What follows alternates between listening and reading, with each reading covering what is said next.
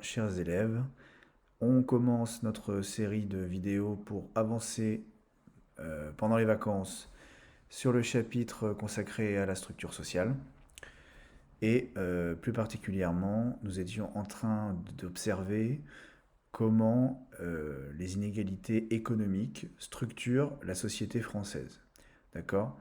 C'est-à-dire qu'il y a ce qu'on pourrait appeler des groupes sociaux dans la société française qui s'accaparent une proportion plus ou moins grande des richesses et qui donnent la forme actuelle de la société française. D'accord?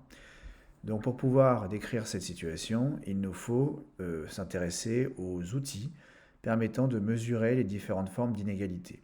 On avait déjà commencé un peu à le faire en regardant notamment les inégalités de salaire. Ok? Donc là, ça on l'a déjà fait. Avec, bon voilà, on a fait des commentaires sur l'allure de la distribution des salaires, hein, qui est, on voit bien, avec des inégalités de plus en plus fortes à mesure que l'on s'approche des déciles les mieux payés. Donc tout ça c'est du déjà vu. Donc je vous propose d'enchaîner directement avec l'exercice 2 qui, sauf erreur de ma part, n'a pas été traité en cours. Donc on va regarder ensemble voilà de quoi ça parle et vous aurez les réponses directement. Ok? Donc l'exercice 2 a pour objectif de vous faire découvrir la notion de quantile. D'accord? Quantile, c'est une famille d'indicateurs qu'on utilise dans ce qu'on appelle la statistique descriptive. Sûrement qu'en mathématiques d'ailleurs, ou en statistique, vous avez déjà entendu parler de ce type d'indicateurs que sont les quantiles. Alors, comme cela est indiqué, les quantiles divisent la population statistique. La population, c'est ce qu'on étudie, hein, d'accord? C'est pas forcément des gens. Une population, ça peut être le nombre d'arbres dans une forêt, c'est une population. C'est juste qu'en statistique, pour désigner ce qu'on observe, on appelle ça une population. Donc ça découpe la population statistique en groupes de taille égale. Les quantiles ne désignent pas les groupes, mais correspondent à la valeur de la variable. Alors la variable, c'est ce que l'on mesure, hein, c'est ce qui varie en fonction de la personne que l'on observe, ou du groupe que l'on observe. C'est pour ça qu'on dit que c'est la variable, c'est ce qui varie. Donc en fonction correspond à la valeur de la variable qui sépare les groupes d'effectifs égaux. Donc ça reprend ce qu'on a vu un peu plus haut sur les salaires avec les déciles. Hein, les déciles, c'est la valeur qui sépare chaque 10%, par exemple, parmi les salariés. Hein, si on classe les salariés du moins bien payé au mieux payé, et qu'on fait 10 paquets de 10%, eh bien la frontière entre chaque 10%, on appelle ça un décile. D'accord? Par exemple, au premier décile, eh bien, 10% de la population la moins bien payée sera payée en dessous de cette valeur, en dessous de ce salaire. Les 90% qui sont au-dessus eh bien, seront payés à un salaire supérieur à la valeur de ce décile. Franchement. Donc on continue. Alors le décile fait partie d'une famille plus large donc qu'on appelle les quantiles. Ok? Donc il y a plusieurs sortes de quantiles en fonction du pourcentage qui va faire partie du pourcentage dans lequel vous allez découper la population. Le décile, hein, c'est 10 paquets de 10%. Ok? Le centile, c'est 100 paquets de 1%. Le quintile, c'est 5 paquets, ou 5 groupes, comme c'est écrit ici, de 20%. Les quartiles ou quartiles, c'est 4 paquets de 25%, le tout étant toujours d'arriver à 100%. Hein. 25 x 4, ça fait 100. 5 x 20, ça fait 100. Bon, vous avez compris. Et la médiane, c'est 2 paquets de 50%. En fonction du quantile que vous observez, il y a un nombre plus ou moins grand du coup de frontières entre les groupes que vous avez définis. Si on reprend le cas des déciles, puisque c'est ce qu'il y a de plus simple, parce que c'est ce qu'on a vu en premier, quand vous avez une distribution en déciles, il y a ce qu'on appelle 9 déciles pointés, c'est-à-dire 9 frontières entre chaque groupe. D'accord? La 10e frontière étant la valeur la plus élevée. de la distribution, et souvent d'ailleurs on ne la connaît pas. Donc quand c'est les déciles ou quantiles pointés, il s'agit bien des frontières qui séparent les groupes. Ok. Et quand c'est les déciles, bah, il y a 9 frontières. Il y a 9 segments, hein, 9 frontières entre les groupes. Si vous avez affaire à des centiles, vous aurez 99 centiles pointés, 99, encore une fois, frontières qui séparent les groupes de 1%. Si vous avez affaire ici au quintile, il va y avoir 4 quintiles pointés, 4 frontières, parce qu'il y a 5 groupes. Okay. Les quartiles, comme il y a 4 groupes, il y aura 3 quartiles pointés. Okay. Et la médiane, là c'est assez simple, hein. S'il y a 2 groupes, pour séparer un groupe en 2 groupes, bah, il faut une seule frontière. Donc il n'y aura euh, qu'un seul élément pour séparer les deux, qui sera donc la médiane. Hmm. Alors ici, quantile auquel correspondent la médiane donc c'est la valeur qui sépare l'effectif en deux, hein, 50-50 au-dessus, 50 en dessous, 50 au-dessus. Quand vous avez une distribution avec des centiles, c'est le centile numéro 50 qui est l'équivalent de la médiane. D'accord. Le montant qui correspond au centile 50 coupe la population en deux parties égales, 50 gagnant en dessous, 50% gagnant au-dessus. Quand c'est en déciles, bah, c'est le cinquième décile qui constitue la médiane. Quand vous avez une série découpée en quintiles, il n'y a pas de médiane, puisque on va de 20 en 20. Vous voyez, ça fait 20%, 40%, 60%. Donc il n'y a aucun des 5 ou aucun des 4 quintiles pointés qui peut être l'équivalent de la médiane. D'accord. Quand vous avez une série en quartiles, c'est le deuxième quartile, Q2, qui correspond à la médiane, puisqu'on voyait 25%, premier quartile, 50%, c'est le deuxième quartile, donc c'est bien la médiane. Et quand il n'y a qu'un seul élément pour couper en deux, c'est la médiane, la médiane correspond à la médiane également. Ok, bon, tout ça c'est du cours en fait, il n'y a pas encore d'exercice, vous avez compris. Alors, la petite subtilité avec les quantiles, alors vous ne vous trompez pas, hein, quantile c'est la grande famille au sein duquel se trouvent tous ces éléments, hein, centile, décile, quintile, quartile, médiane. Voilà, faites attention à ne pas confondre quantile et quintile. Le quintile c'est un sous-élément des quantiles. Le quintile c'est quand on divise en 5 groupes de 20%. Mais il fait partie de la famille plus large des quantiles. Alors, donc, si on s'arrête là sur le cas des déciles, ce qui va nous intéresser, ce qui va nous préoccuper le plus, il faut bien distinguer deux sortes de déciles, en fait. Il y a les déciles pointés, dont on a déjà parlé, qui sont donc des frontières entre les groupes, D1, D2, D3 et jusqu'à D9, comme on l'avait noté ici. Hein. C'est ce qui permet de séparer les groupes. Okay. D1 sépare la population, 10% en dessous, 90% au-dessus. La valeur de D2 coupe la population en deux, 20% en dessous, 80% au-dessus. Ça va? Donc quand on parle de déciles pointés, on parle de valeurs qui servent de frontières entre les groupes. Mais ce serait un peu trop facile, les économistes et les statisticiens ne nous facilitent pas la tâche. Il y a une autre catégorie de déciles qui s'intéresse c'est le même nom, mais pour désigner le groupe en lui-même. Souvent, on va parler de déciles moyens.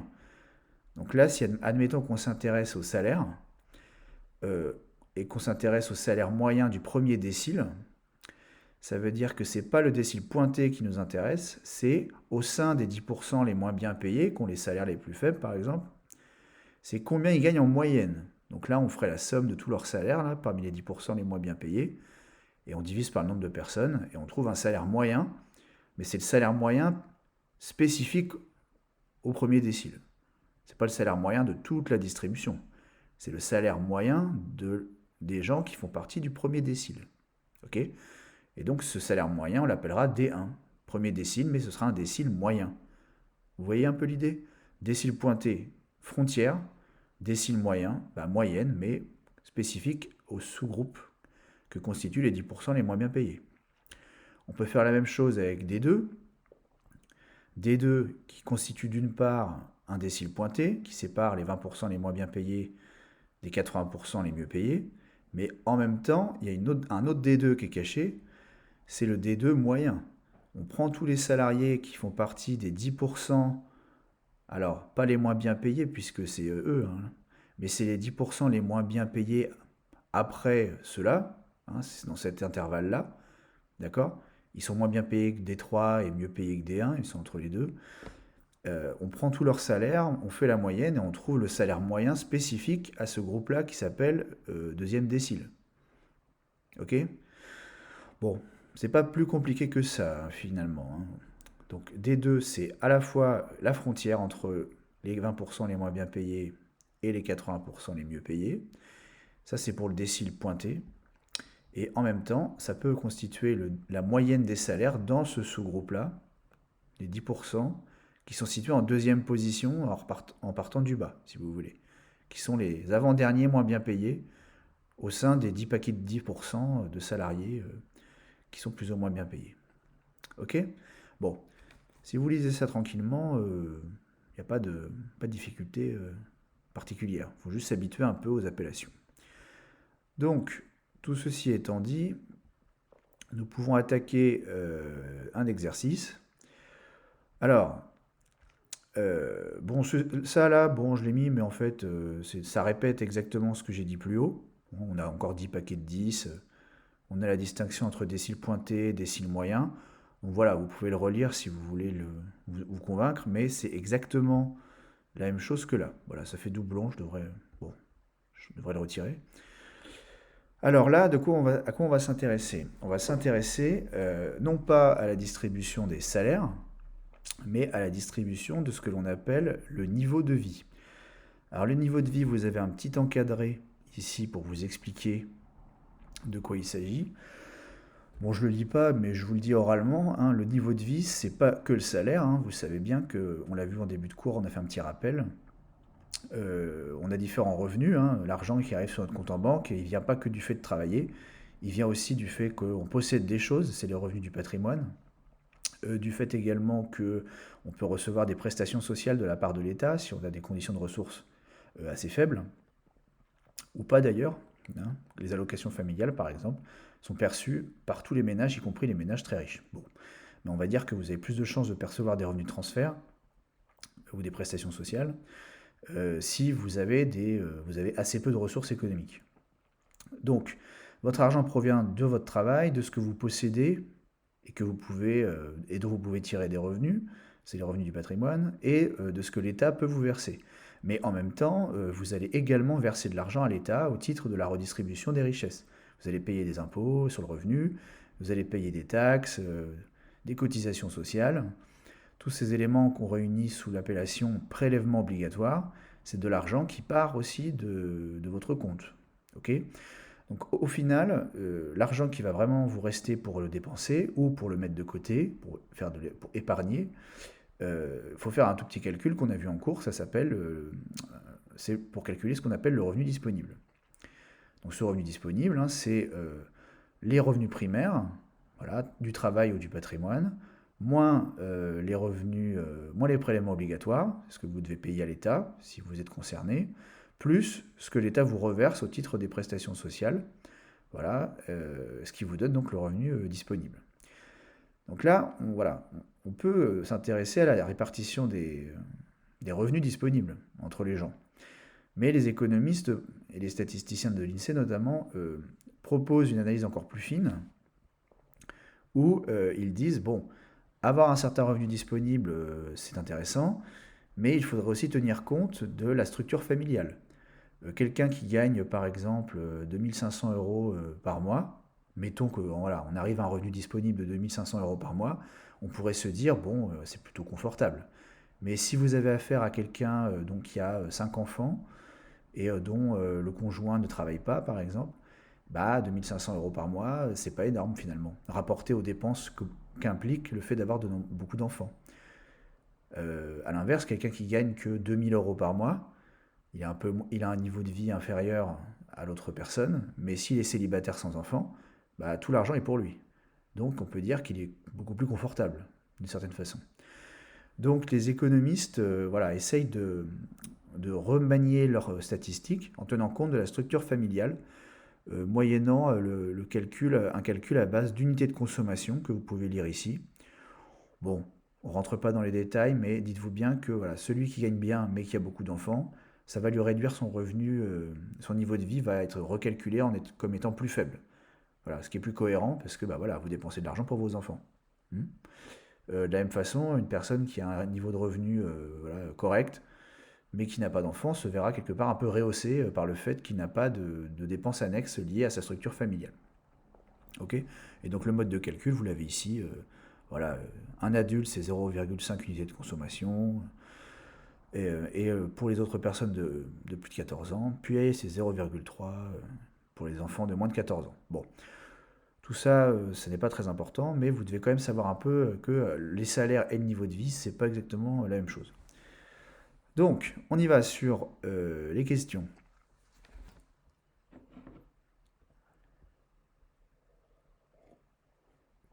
Alors, quel est le niveau de vie annuel du plus riche des 10% les plus pauvres? Alors voilà, il faut déjà savoir où on se place.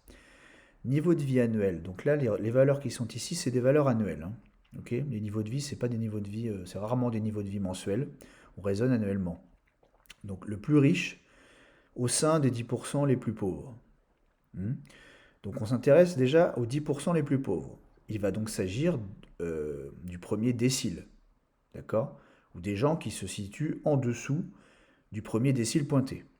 Alors on a ici précisément les déciles moyens, dont on a déjà expliqué que c'était la moyenne au sein des 10%, et à côté les déciles pointés qui constituent la frontière entre chaque paquet de 10%. Donc, on sait déjà qu'on s'intéresse aux 10% les plus pauvres, donc on est plutôt par là, D1. Et on veut savoir quel est le niveau de vie annuel du plus riche parmi les 10% les plus pauvres. Bon bah c'est pas compliqué.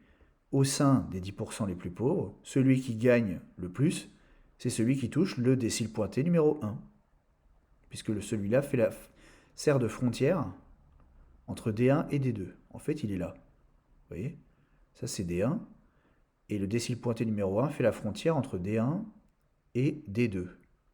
Ok? Donc le plus riche des 10% les plus pauvres, bah, il touche D1. Voilà. C'est lui qui gagne le plus. Ça nous donne la phrase suivante. Le niveau de vie du plus riche parmi les 10% les plus pauvres est de 10 410 euros par an, voilà, enfin, en particulier 10 400 euros en 2009, d'après l'INSEE. Ok? Bon, si vous n'avez pas compris, vous remettez la vidéo un petit peu avant et vous me faites répéter. Question 2. Quel niveau de vie annuel moyen des 10% les plus pauvres? Alors attention chez vous, un petit piège, c'est le niveau de vie annuel, mais là moyen. Alors là, attention, ça veut dire qu'on ne va pas s'intéresser aux déciles pointés, puisqu'il s'agit de frontières entre les groupes, mais de valeurs moyennes au sein d'un décile particulier. Ce décile, il nous est donné, c'est les 10% les plus pauvres. Donc c'est toujours le premier décile, mais on ne veut pas la frontière, on veut la moyenne à l'intérieur du premier décile. Ça tombe bien, on a une colonne qui s'appelle décile moyen.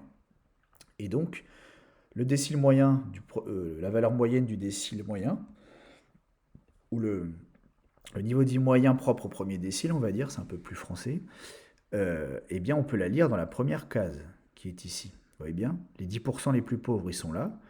On regarde leur niveau de vie, on fait la somme, on divise par le nombre de personnes, ça fait la moyenne du niveau de vie. Et donc cette moyenne du niveau de vie des 10% les plus pauvres, ça s'appelle le décile moyen 1, D1 moyen. Donc il suffisait de le lire ici, ça nous donne la phrase suivante. Les 10% les plus pauvres ont un niveau de vie moyen, il ne faut pas oublier de dire moyen, sinon là vous commettez une erreur. Ont un niveau de vie moyen de 7 910 euros en 2009, d'après l'INSEE. On continue. Quel est le niveau de vie annuel du plus pauvre des 10% les plus riches? Alors, même réflexe, de quel paquet on s'intéresse là? c'est les 10% les plus riches. Bon, alors déjà, on va être plutôt par là. Donc les 10% les plus riches. Maintenant, on veut savoir si c'est un décile moyen ou si c'est un décile pointé. Vous voyez bien que dans la question, il n'est pas question de moyen. Vous voyez, c'est pas le niveau de vie annuel moyen, il n'y a pas moyen. Donc la réponse va forcément se trouver dans la colonne des déciles pointés. Et on veut savoir quel est le plus pauvre, mais au sein des 10% les plus riches. Bon, bah, les 10% les plus riches, ils sont là. Et le plus pauvre du club des 10% les plus riches, bah, c'est celui qui gagne le décile pointé 35 840, qui correspond d'ailleurs dans la foulée au mieux payé ou au plus riche des 90% les moins bien payés. Vous voyez l'idée? S'il y a 10% au-dessus, il y a 90% en dessous. La frontière étant donnée par 35 840. On est là. Vous voyez, c'est un décile pointé. Ici, vous avez 35 840. Ce 35 840 correspond à deux choses à la fois. C'est le niveau de vie annuel de la personne la moins bien payée, ou la moins riche plutôt, la moins riche des 10% les plus riches, mais c'est aussi le niveau de vie annuel de la personne la mieux payée des 90% les moins bien payés. Ok? Donc, on regarde le décile pointé, c'est le 9e décile qui constitue notre réponse. Donc, le plus pauvre parmi les 10% les plus riches a un niveau de vie de 35 840 euros en 2009 d'après l'INSEE. C'était pas la question posée, mais j'aurais pu aussi dire la chose autrement. Le plus riche parmi les 90% les plus pauvres a un niveau de vie de 35 840 euros en 2009. Ok? Donc quand vous avez des déciles pointés, on l'a dit en classe, vous pouvez toujours les interpréter de deux façons. Soit par en dessous, soit par au-dessus. On continue. Question 4. Quel est le niveau de vie annuel moyen des 10% les plus riches? Attention, indice chez vous, il y a moyen. Donc c'est pas les déciles pointés qui vont nous être utiles. C'est les déciles moyens. Reste à savoir à quel groupe on s'intéresse. C'est le décile moyen des 10% les plus riches. Et bien c'est parfait. On a une colonne avec décile moyen et c'est les 10% les plus riches. Donc on veut la moyenne du niveau de vie des gens qui sont là. Qui sont donc au-dessus du décile pointé 9. Le décile pointé 9, il est là. Donc forcément, lui, il est tout seul ici. Parce que c'est le décile moyen des 10% les plus riches. On prend tous les riches qui font partie des 10% les plus riches, on fait la moyenne de leur richesse et on trouve 53 220. Pardonnez-moi. Donc, la phrase vient toute seule. Les 10% les plus riches ont un niveau de vie moyen de 53 220 euros en 2009, toujours d'après l'INSEE. Et pour finir, faites deux phrases différentes. Alors bon, voilà, c'est pour vous entraîner. Une avec 10% et supérieure, et l'autre comprenant les expressions 90% et inférieur. D'accord? Qui permettent de comprendre la donnée soulignée. Ouais, elle est soulignée, on voit pas bien. 35 840. En fait, je l'ai dit tout à l'heure, comme ça vous l'avez écrite. 10% de la population dispose d'un niveau de vie supérieur à 35 840 euros en 2009. 90% de la population dispose d'un niveau de vie inférieur à 35 840 euros en 2009. Vous voyez? Soit vous interprétez par au-dessus, c'est les 10% les plus riches qui nous intéressent, mais à ce moment-là, cette valeur-là concernera le plus pauvre des 10% les plus riches. Soit vous interprétez par en dessous, vous intéressez aux 90% les moins bien payés, mais à ce moment-là, la valeur qui est ici, ce sera la valeur de celui qui gagne le plus, qui est le plus riche, parmi les 90% les plus pauvres. Ok? Bon, je m'arrête là parce voilà, j'ai déjà assez parlé. Je vais continuer avec d'autres vidéos, mais ça permet de segmenter un peu les exercices. Voilà, bon, je coupe. À tout à l'heure pour la suite.